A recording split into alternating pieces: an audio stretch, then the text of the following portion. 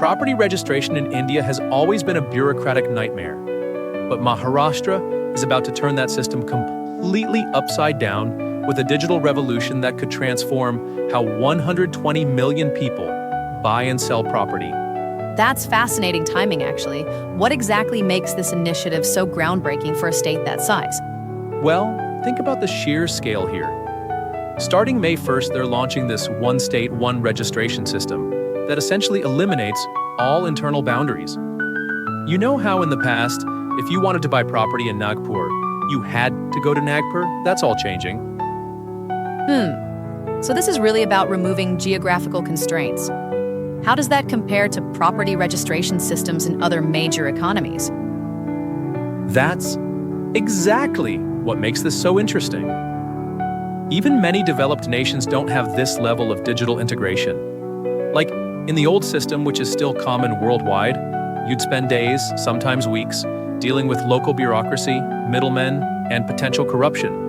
The economic cost of all that inefficiency, studies estimate it's about 3% of India's GDP. Well, that really puts the impact in perspective. How are they handling the security aspects of such a massive digital transformation? So here's where it gets really clever. They're building this on India's existing digital stack.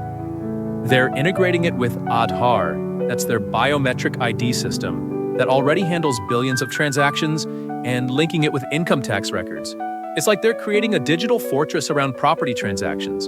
You know, speaking of transactions, I'm curious about the market implications. What happens when you suddenly make property registration this accessible? Oh man, this is where it gets really interesting. Industry experts are predicting a 30% increase in property transaction velocity. Think about it.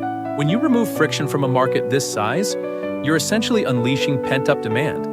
Plus, they tested this in Mumbai First Smart Move, using their financial capital as a proving ground. Right, and I imagine this must be sending shockwaves through certain industries. You better believe it. The traditional property broker ecosystem in Maharashtra employs about 100,000 people. But here's the thing. Revenue Minister Bawan has been crystal clear. This is specifically designed to eliminate corruption and middlemen. We're watching an entire industry being disrupted in real time. That level of disruption must be creating some interesting ripple effects in smaller cities and rural areas. Absolutely fascinating point. The rural impact is potentially game-changing. Currently, only about 15% of rural property owners in Maharashtra have clear registered titles. This system could dramatically increase that number, potentially unlocking billions in previously unusable assets. Let me ask you this, what should we be watching for as this rolls out? Well, I'd keep an eye on 3 key metrics. First, adoption rates, especially in rural areas where digital literacy might be lower. Second, transaction volumes. Experts predict a 40% increase in the first year alone. And third, watch other states. Karnataka and Gujarat are already studying this model. You know what's particularly intriguing about the timing? The post-pandemic digital comfort level seems perfect for this. That's such a crucial point. India saw a 300% increase in digital transactions during the pandemic. They're essentially riding that wave of digital adoption.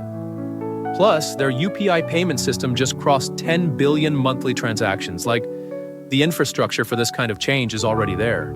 So we're really watching the future of government services unfold here. You know what? We really are.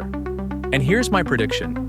Within 5 years, this Maharashtra model will be replicated not just across India, but in other developing economies. It's a blueprint for how to leapfrog decades of bureaucratic inefficiency using digital technology. Pretty incredible when you think about it. One state is basically showing how to solve a problem that's plagued property markets worldwide for centuries.